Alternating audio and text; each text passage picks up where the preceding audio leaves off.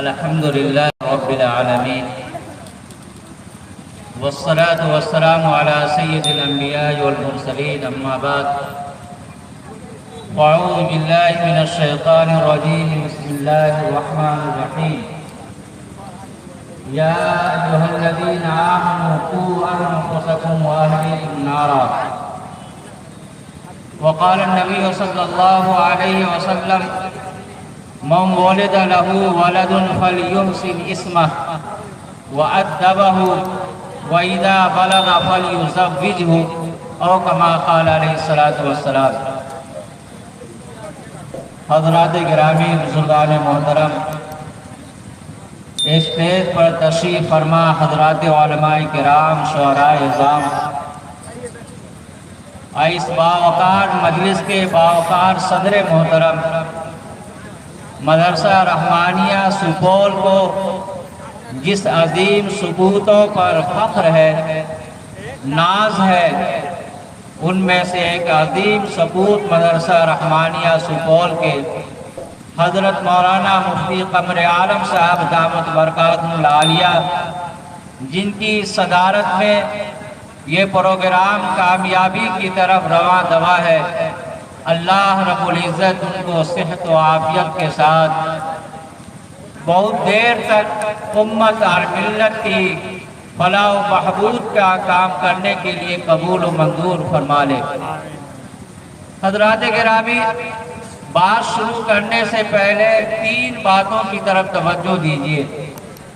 پہلی بات تو یہ کہ جلسہ کا مقصد یہ ہے کہ ہماری اور آپ کی اصلاح ہو جائے، باتیں کہی جائیں، بتلائی جائیں، اگر وہ گناہ اور اگر وہ برائی کا کام ہمارے اندر ہے تو ہم کو اسی مجلس میں توبہ اور استغفار کرنا چاہیے اور اس گناہوں کے چھوڑنے کا عزم مصمم اور پکا ارادہ کر لینا چاہیے۔ اگر ہم نے شروع سے یہ نیت کر لی تو انشاءاللہ ہمارا سننا سنانا اور بیٹھنا بیٹھانا اللہ کے دربار میں قبول ہوگا، اور ہمارے عزیز مکرم جناب مولانا ممتاز صاحب مظاہری نے جو ہم لوگوں کو جمع کیا ہے، اللہ تبارک تعالیٰ ان کے جمع کرنے کو بھی قبول کر لے گا۔ اس لیے ہر آدمی اپنی نیت کو درست کر لیجئے کہ انشاءاللہ جو باتیں بتلائی جائیں گی انشاءاللہ ہم اس کے اوپر عمل کریں گے۔ ہمارے اندر جو کمیاں کوتاہیاں ہوں گی ان کو اس کے آئینے میں اس کو دور کرنے کی انشاءاللہ ہم کوشش کریں گے۔ اسی طریقے سے بھائیوں، جلسہ واہ واہ کرنے کی جگہ نہیں ہے بلکہ آہ آہ کرنے کی جگہ ہے۔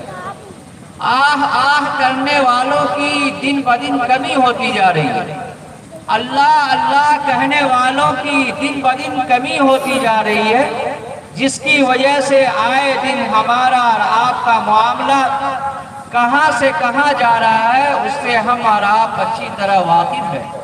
اس لیے جلسہ میں واہ واہ کر لینا یہ کوئی کمال نہیں ہے، بلکہ ہم آہ کرنے والے بن جائیں،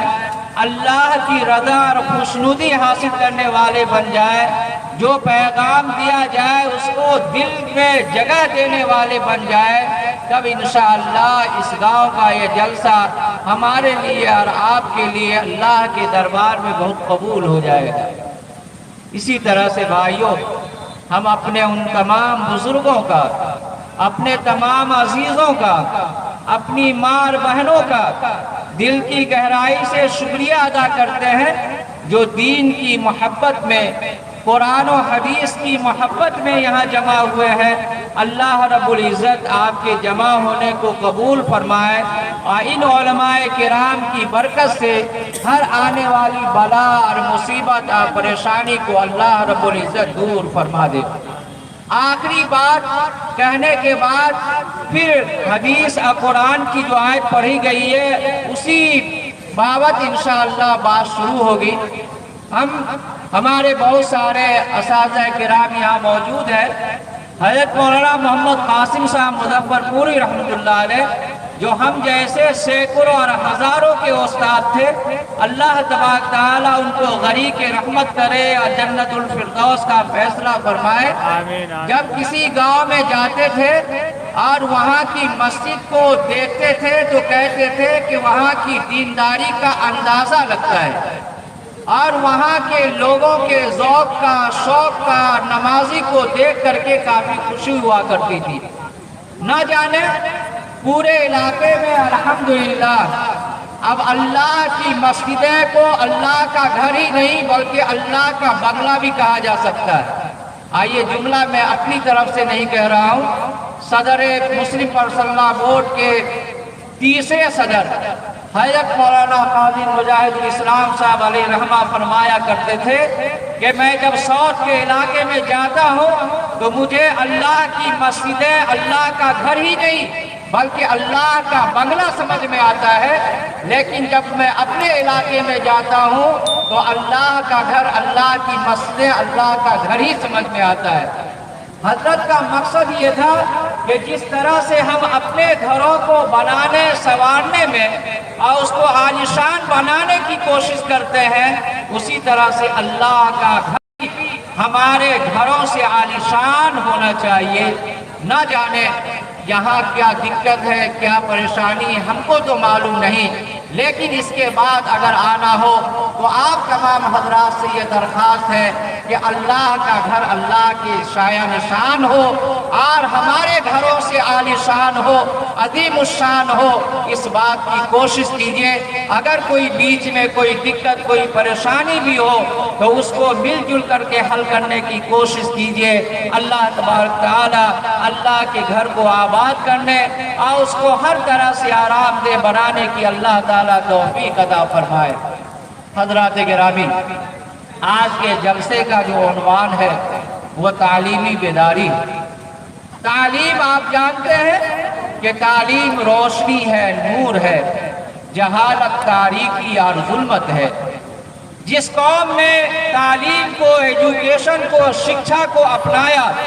اس قوم کے اندر روشنی آئی، نور آیا، اور اس قوم سے تاریکی دور ہوئی، ظلمت دور ہوئی، یہاں تک کہ غریبی دور ہوئی۔ اس لیے آج مل بیٹھ کر ہمیں اور آپ کو یہ سوچنا ہے اور یہ دل میں اس بات کو لے کر کے جانا ہے کہ ہم اور آپ تعلیم کے بارے میں کتنے فکر مند ہیں اور ہمیں اس سلسلے میں کتنا کام کرنا چاہیے۔ حضرات گرامی، ہم اور آپ آئے دن اپنی اولاد کے بارے میں یہ شکایت کرتے ہیں کہ ہماری اولاد نافرمان ہو چکی ہے، ہماری بات نہیں مانتی ہے، اپنی بیوی کا غلام بن چکی ہے، اور ہماری بات ہماری اولاد نہیں مانتی ہے۔ ہم آئے دن شکایت کرتے رہتے ہیں، لیکن کیا کبھی ہم نے یہ سوچا جس طریقے سے ماں باپ کا حق بچوں کے اوپر ہے، اسی طریقے سے اولاد کا حق ماں باپ کے اوپر بھی بنا کرتا ہے۔ یاد رکھیے، ہمارے آقا و مولا صلی اللہ علیہ وسلم نے ارشاد فرمایا کہ 3 حقوق ایسے ماں باپ کے اوپر، گارجین کے اوپر عائد ہوتے ہیں جو فرض کے درجے میں ہے، واجب کے درجے میں ہے۔ جو ماں باپ، جو گارجین اپنے بال بچوں کی ذمہ داری بچپن میں صحیح طور پر ادا کرتے ہیں، ان کا بال بچہ فرما بردار ہوتا ہے، نافرمان نہیں ہوتا ہے، بلکہ ایسے ہی بچوں سے اپنے ماں باپ کو آرام، چین، سکون پہنچتا ہے اور اسے کبھی تکلیف اور کبھی بھی ایسے بچوں سے انہیں دقت کا سامنا نہیں کرنا پڑتا ہے۔ اس لیے ہر ماں باپ کی ذمہ داری جو آقا و مولا صلی اللہ علیہ وسلم نے دی ہے اس کی طرف توجہ دی جائے۔ آقا و مولا صلی اللہ علیہ وسلم ارشاد فرماتے ہیں مَنْ وَلِدَ لَهُ وَلَدٌ فَلْيُحْسِنْ اسْمَهُ، کہ جب کسی گھر کے اندر بچہ پیدا ہو، ہاں وہ لڑکا کی شکل میں ہو یا لڑکی کی شکل میں ہو، یہ دونوں اللہ کی نعمت ہے۔ ایسا نہیں سمجھنا چاہیے کہ گھر کے اندر اگر بیٹیاں آ گئی تو یہ زحمت ہو گئی، بلکہ زحمت نے تو ہم نے اور آپ نے بنا دیا۔ یہ بیٹیاں تو سراپا رحمت ہے، اور آج بھی جتنا بیٹیوں سے لوگوں کو، ماں باپ کو آرام پہنچتا ہے اتنا بیٹوں سے آرام نہیں پہنچتا ہے، الا ماشاء اللہ۔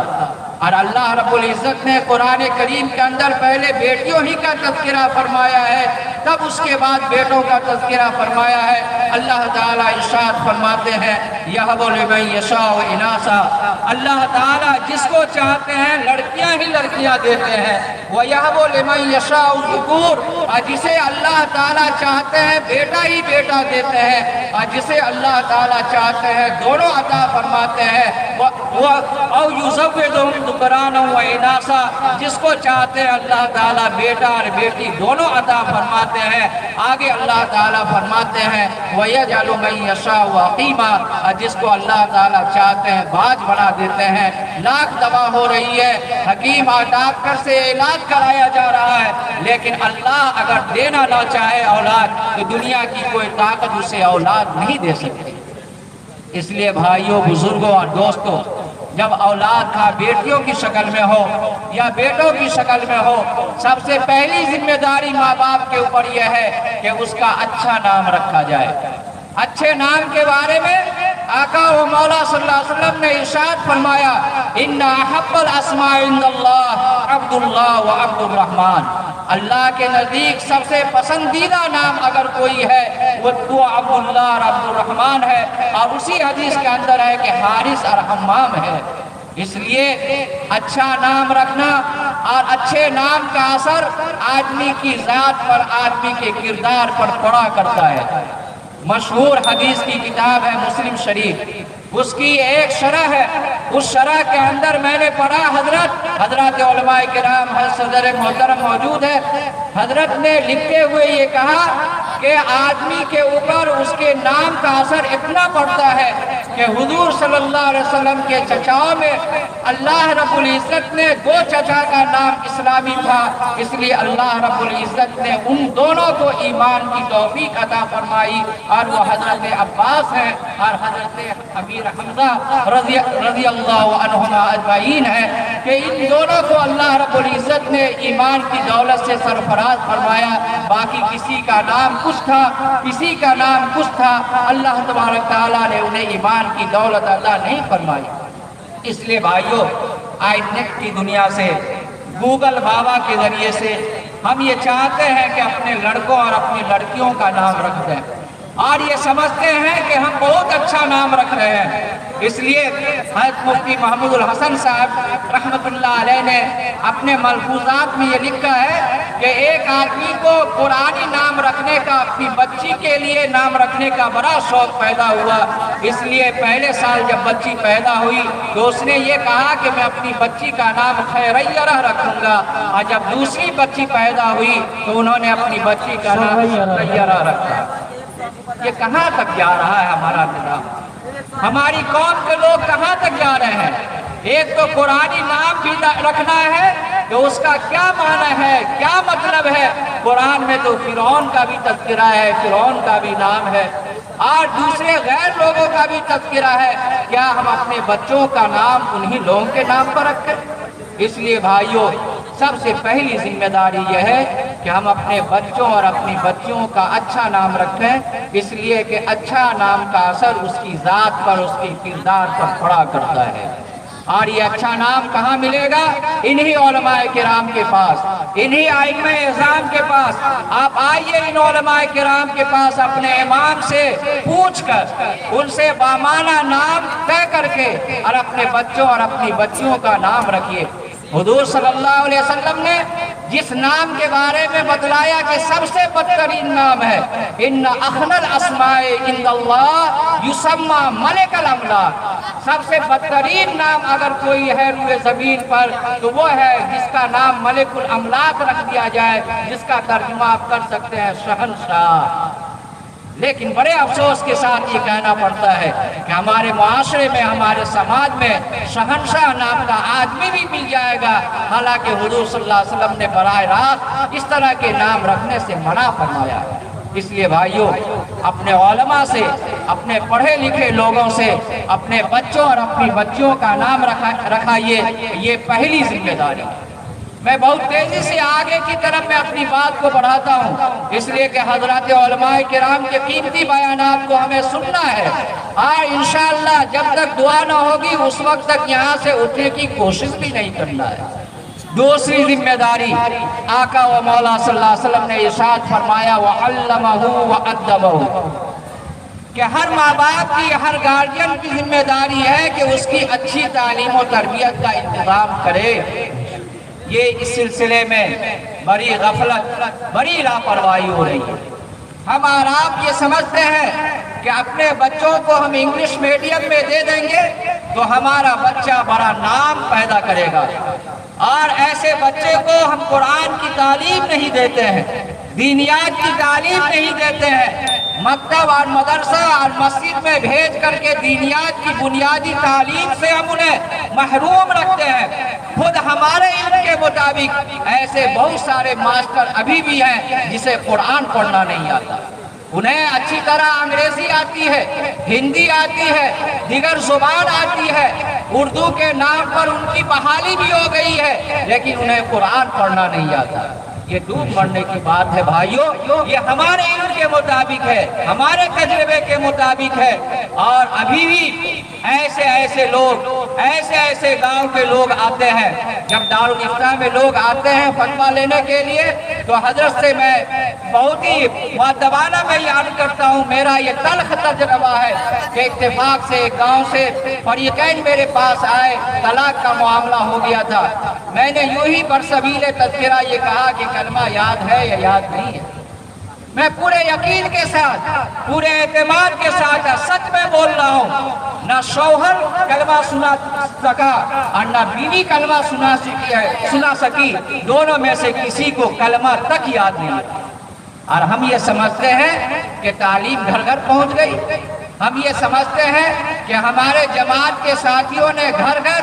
یہ کلمہ کی دعوت دے دی۔ ابھی بھی صورتحال یہ ہے کہ کلمہ تک لوگوں کو یاد نہیں۔ اس کی فکر کون کرے گا؟ اس کی فکر ہم اور آپ ہی کریں گے، گارڈین حضرات کریں گے، ہر ماں باپ کریں گے۔ یہ آپ سمجھیے کہ اگر ہم نے اپنے بال بچوں کو اچھی تعلیم دے دیا، آپ کا سماج کا کوئی بچہ اگر جاہل رہ گیا، اس سے پورے سماج کا بھلا نہیں ہوگا، پورے معاشرے کا بھلا نہیں ہوگا۔ اس لیے فکر کیجئے اپنی بھی، فکر کیجئے اپنے گھر کی بھی، اور فکر کیجئے پورے گاؤں، پورے سماج، پورے امت اور پورے ملت کی۔ یہ فکر ہی کیا فکر ہے کہ صرف اپنے گھر کی فکر کی جائے، بلکہ فکر کیجئے پوری امت کی، پوری ملت کی، اور سر جوڑ کر اس بات کی کوشش کیجئے کہ انشاءاللہ پورے گاؤں میں، پورے سماج میں کوئی بچہ اور کوئی بچی اس طرح سے نہ رہنے پائے کہ جس کو تعلیم کی زیور سے ہم آراستہ کرنے کا ماحول ہم نہ دے سکے۔ اس لیے بھائیو، اپنے بال بچوں کو جو بھی تعلیم دینا ضرور دیجئے۔ انگریزی تعلیم سے کوئی منع نہیں کرتا، اور دیگر تعلیم سے شریعت اسلامیہ منع نہیں کرتی۔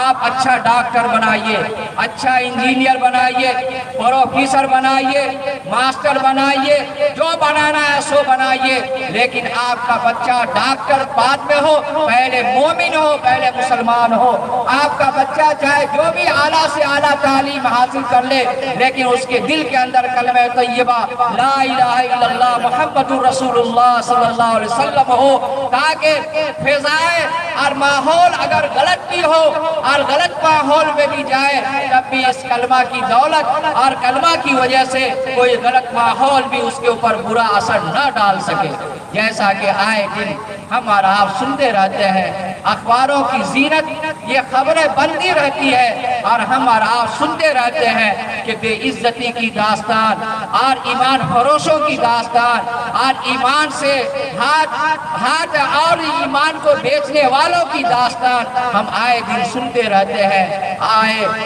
ایسی صورت میں اس کی فکر کون کرے گا؟ کوئی فرشتہ اب نہیں آئے گا، بلکہ کوئی نبی اب نہیں آئیں گے، بلکہ نبی والا کام ہم تمام لوگوں کو انجام دینا ہے۔ اور ہر گھر کی یہ فکر ہونی چاہیے کہ اپنے بال بچے کو انشاءاللہ ہم تعلیم دیں گے،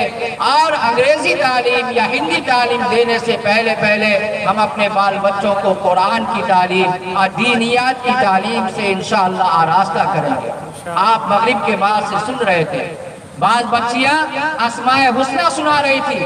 علماء موجود ہیں، اسماء حسنہ کے بارے میں آقا و مولا صلی اللہ علیہ وسلم نے ارشاد فرمایا کہ جو آدمی اللہ کے 99 نام کو یاد کر لے وہ جنت میں داخل ہوگا۔ من احصاها دخل الجنہ، جو اسے یاد کر لے وہ جنت میں داخل ہوگا۔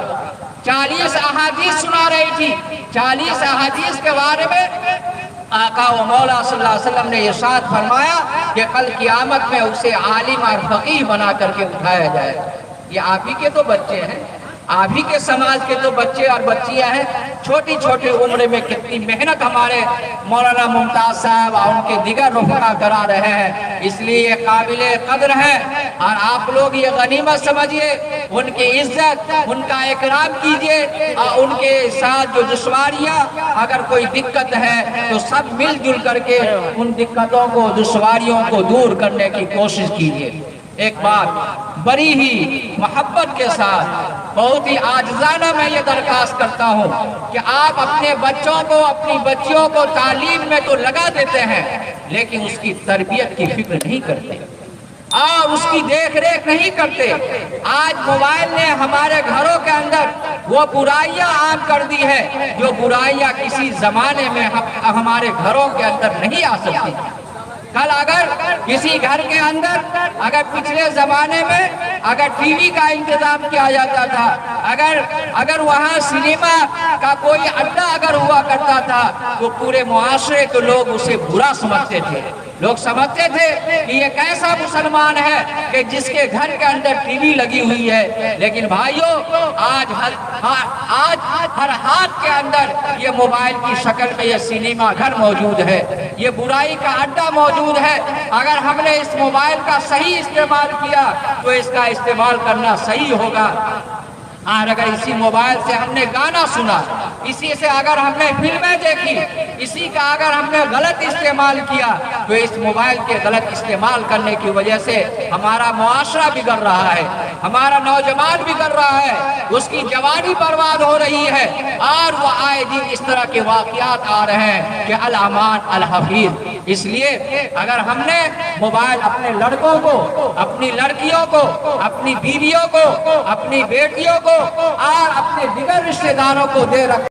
تو اس بات کی کوشش ہونی چاہیے کہ اس کا صحیح استعمال ہو رہا ہے یا اس کا غلط استعمال ہو رہا ہے۔ ان تمام چیزوں کے بارے میں ہم تمام لوگوں کو فکر کرنا چاہیے، یہ وقت کی اہم ضرورت ہے، ورنہ ایمان فروش لوگ اور ایمان کے خریدار لوگ ہر چوک چوراہے پر موجود ہیں جو ہمارے ایمان پر ڈاکہ ڈالنے کے لیے تیار ہیں۔ اپنے ایمان کو بچائیے، اپنی نسل کو بچائیے، اور انبیاء کی سنت یہی ہے کہ جب انبیاء جاتے رہتے ہیں تو ہم لوگوں کی طرح یہ نہیں کہتے ہیں کہ بینک میں اتنا روپیہ ہے، زمین اتنی ہے، جائیداد اتنی ہے، اتنے روپیے ہیں، اتنے پیسے ہیں۔ یہ ماں باپ جاتے وقت اپنی اولاد کو نہیں کہتے تھے انبیاء کرام، بلکہ انبیاء کرام یہ کہتے تھے کہ بتاؤ کہ تم میرے جانے کے بعد تم کس کی عبادت کرو گے؟ ما تعبدون من بعدی، بتاؤ کہ تم میرے بعد کس کی عبادت کرو گے؟ اس لیے ہمارا بھی یہ طریقہ ہونا چاہیے، اور ہم بھی اپنے بچوں کو اس طریقے سے تیار کر کے جائیں کہ ہم سے بڑھ کر کے دینداری میں آگے ہو، دین اور ایمان کا معاملہ ہے تو آگے بڑھ چڑھ کر کے اس میں حصہ لے اور وہ ایمان پر برقرار رہے۔ یہ ہر ماں باپ کی ذمہ داری ہے اور ہر گارجین کی اس سلسلے میں ذمہ داری بنتی ہے۔ تو پہلی ذمہ داری اچھا نام رکھا جانا، دوسری اہم ذمہ داری اپنے بال بچوں کی اچھی تعلیم و تربیت کا انتظام کرنا، تیسری اہم ذمہ داری یہ ہے کہ جب لڑکا یا لڑکی جب بالغ اور بالغہ ہو جائے، مناسب رشتہ مل جائے تو اس کی شادی کرا دیا جائے، اس کا نکاح کرا دیا جائے۔ جامع جوڑے کے چکر میں، لین دین کے چکر میں، تلک کے چکر میں، جہیز کے چکر میں اپنے لڑکوں کی نکاح میں تاخیر نہ کی جائے۔ آقا و مولا صلی اللہ علیہ وسلم نے ارشاد فرمایا کہ اگر کوئی ماں باپ اپنے بچے اور اپنی بچیوں کا نکاح وقت پر نہ کرے، اب اگر کوئی لڑکا اور کوئی لڑکی اگر کسی گناہ کے اندر، بدکاری کے اندر، زنا کے اندر اگر مبتلا ہو تو اس کا وبال ان کے ماں باپ اور ان کے والدین کے اوپر بھی پڑتا ہے۔ اس لیے بھائیوں، ہر ماں باپ کی ذمہ داری یہ ہے کہ جب وقت آ جائے تو اپنے بچوں اور اپنی بچیوں کا نکاح کرا دیجئے۔ یاد رکھیے کہ آپ جب بچوں کے لیے، بچوں کی شادی میں، بچوں کے نکاح میں آپ مطالبہ کر کے جو رقم لیتے ہیں اور جو گاڑیاں لیتے ہیں، جو سامان لیتے ہیں، تو آپ کا بچے کا ذہن بھی بدل جاتا ہے۔ وہ بچہ سمجھتا ہے کہ جو ہم گھڑی پہن رہے ہیں وہ ہمارے سسر کی دی ہوئی گھڑی ہے، جس بیڈ پر ہم سو رہے ہیں وہ بیڈ بھی ہمارے سسر کا دیا ہوا ہے، جس بستر پر ہم سو رہے ہیں وہ سسر کا دیا ہوا ہے، جس گاڑی پر ہم چل رہے ہیں، دندنا رہے ہیں، وہ گاڑی بھی ہمارے سسر کی دی ہوئی ہے۔ تو بتاؤ وہ سسر کا فرما بردار نہیں ہوگا تو وہ اپنے ماں باپ کا فرما بردار کیسے ہو؟ وہ آپ تو یہ سمجھتے ہیں کہ ہم بڑا اچھا کام کر رہے ہیں، لیکن وہ اچھا کام نہیں ہو رہا ہے، بلکہ اس کا برا اثر آپ کی اولاد کے اوپر جو ہے پڑ رہا ہے۔ آپ لاکھ تعویذ لے لیجئے، آپ لاکھ دعا تعویذ کرا دیجئے کہ ہمارا بچہ، ہمارا لڑکا جوڑوں کا غلام ہو چکا ہے، وہ ماں باپ کی بات نہیں مانتا ہے۔ یہ دعا تعویذ تو اس وقت کام دے گی جب آپ اپنے بال بچوں کی اچھی تعلیم و تربیت کرتے، لین دین کا معاملہ نہیں کرتے۔ وہ تو سسر کا غلام بن چکا ہے، اپنی بیوی کا غلام بن چکا ہے، تو وہ آپ کی بات کہاں مانتا ہے؟ اس لیے جلسہ منعقد کرا ہے اور آپ گاؤں والوں نے بڑی ہمت اور حوصلے سے یہ کام لے رہے ہیں، تو آپ کو نمونے والی شادی کرا کر کے بھی دکھانا ہے، اپنے آپ کو بن سور کر کے بھی دکھانا ہے کہ ہم ایسے موقع پر بھی شریعت کا حکم ہم اپنے ہاتھ سے نہیں چھوڑیں گے۔ ہم اپنے لڑکے کو بیل نہیں بنائیں گے، ہم اس کو بیچیں گے نہیں، بلکہ اس کے لیے ہم اچھی طریقے سے اچھی دلہن اور نیک دلہن اپنے گھر میں لانے کی کوشش کریں گے۔ اس لیے شیخ سعدی علیہ رحمہ فرماتے ہیں کہ جس گھر کے اندر نیک اور صالح دلہن آ جائے، سمجھنا چاہیے کہ وہ گھر دنیا ہی کے اندر جنت نما ہے، اور جس گھر کے اندر اچھی بیوی نہیں آئی تو سمجھنا چاہیے کہ وہ گھر دنیا ہی کے اندر جہنم نما گھر ہے، کہ جس سے ہمیشہ لڑائی، فتنہ، فساد، ماں باپ، ساس سسر کے ساتھ جھگڑا، اور ہمیشہ آئے دن اپنے شوہر کے ساتھ بھی۔ کیوں؟ وہ سمجھتی ہے کہ میں یوں ہی نہیں آئی ہوں، میں 4 لاکھ روپیہ لے کر کے آئی ہوں، میں موٹر سائیکل اور 4 ویلر لے کر کے آئی ہوں، میں یہ بیڈ لے کر کے آئی ہوں، آپ من پسند تمام مطلوبہ سامان لے کر کے آئی ہوں۔ اس لیے اس کا مزاج بھی چوتھے آسمان پر ہوتا ہے کہ وہ آپ کی بات کہاں سے مانے گی۔ اس لیے بھائیوں، اگر یہ جلسہ منعقد کرایا ہے تو پہلا پیغام یہی ہے ہر ماں باپ کے اوپر، ہر گارجین کے اوپر، کہ آپ بچپن میں اپنے بال بچوں کے حق کو ادا کیجئے۔ انشاءاللہ آپ کا بچہ بھی آپ کا فرما بردار ہوگا، وہ نافرمانی نہیں کرے گا، وہ جو کمائے گا وہ آپ کو بھی دے گا، اپنے بیوی بال بچے کو بھی دے گا۔ ضرورت اس بات کی ہے بھائیوں، ہر آدمی اپنے سینے پر ہاتھ رکھیے اور اپنے دل پر یہ بات لے کر کے اپنے دل میں جگہ دیجئے کہ یہ جو حقوق عائد ہوتے ہیں، کیا ہم نے اپنے بال بچوں کا حق ہم ادا کرتے ہیں یا نہیں کرتے ہیں؟ کیا ہماری ذمہ داری صرف یہی ہے کہ عید کے موقع پر اچھا کپڑا لا کر کے پہنا دیا جائے اور اچھا کھانا کھلا دیا جائے، اچھی سواری کا انتظام کر دیا جائے، اس کا علاج کرا دیا جائے؟ کیا یہی ہماری ذمہ داری ہے؟ بلکہ سب سے بڑی ذمہ داری، سب سے اچھا عطیہ، سب سے اچھا تحفہ اگر اولاد کے لیے ماں باپ کی طرف سے یہ ہے تو اس کی اچھی تعلیم و تربیت ہے۔ اس لیے کوئی بھی ماں باپ جو اپنے بال بچوں کو اچھی تعلیم و تربیت دیتے ہیں وہ خوش نصیب ہے، وہ اولاد بھی خوش نصیب ہے اور وہ ماں باپ بھی خوش نصیب ہے۔ اللہ کرے کہ ہمارے علماء کرام کے جو بیانات، جو پیغامات آپ تک دیے جائیں، اللہ کرے کہ ہم تمام لوگ اس پر عمل کرنے کی کوشش کریں۔